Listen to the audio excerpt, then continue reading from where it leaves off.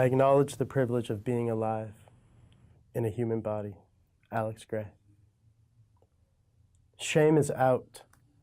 Shuck it to the waste bin next to martyrdom. Expectation of fairness out. We don't need that baggage here, where the exponentials are lifted from the right shoulder, where non-negative numbers are pardoned from the square root and scrawled out on the animus longhand, charting the persistent chirograph of fog, swabbing the footprints as coyotes feed on the darkening Santa Lucian hillside. Here the cypress tree bends its branches saltward in slant rhyme as a body on the bluffs, resigned to plunge, or a body willing to dive into dark water and come up. It depends on perspective, or if you can swim. Here the anatomical lovers are an art book, blown open to the sketch on viscera, skinless pages pared down to veins and fascia, kissing in red light. Where the wind blows the pages back to an inscription, handwritten, forgotten equation, long eaten by fog. I noticed there's some metaphysical treatment of math and science in this poem. And I was wondering how non-negative numbers, square roots, fascia, and veins found their way into the poem.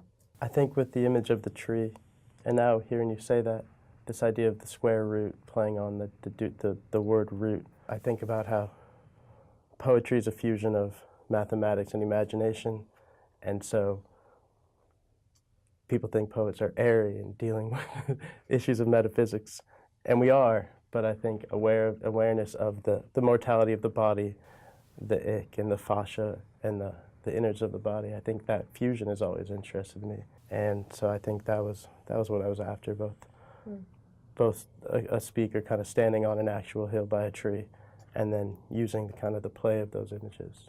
Fog is a character in the poem. First, fog is a messenger. Then at the end, it's a force of obfuscation, and maybe even destruction. We're not sure. But there's a menace to it by the end that reminds me of Eliot's Yellow Fog from Prufrock. Yeah. And I was wondering, how does the transformation occur in this poem from your point of view? And how does it affect the speaker? I like how you named fog as a character. This poem to me is set seemingly on the central coast of California, Big Sur area. Those coastal cypress trees that kind of bend over the coast like large bonsais or something. And that area is known for its fog. Mm-hmm. And I'm moved by that landscape and that morning fog. And it is cushioning and comforting, and also you can get lost in it. You cannot be seen in it. So I think the fog just has that built in. It's been used in horror movies as this kind of liminal texture, and I think it's Dean Young has a chapbook called The Foggist. I always thought, he beat me to that title, because I think there's something I would love to write more sequences through that. I think it's archetypal and primordial, but it's also, to me, I don't know, it's an intriguing space to work a poem in.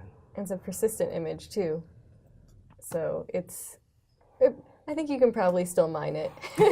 There's more. Yeah, for the future. Foggy has a negative connotation. I'm feeling foggy today. I'm on a quest to change that. I want to respond good. There's a lot to learn in that fogginess, and it just feels good. I think that's an LA bias too. I'm an inverted LA creature. People complain when it's not sunny every single day or every single part of the day, and I think the fog is such a reprieve and relief. Maybe I'm in the wrong part of the state. But,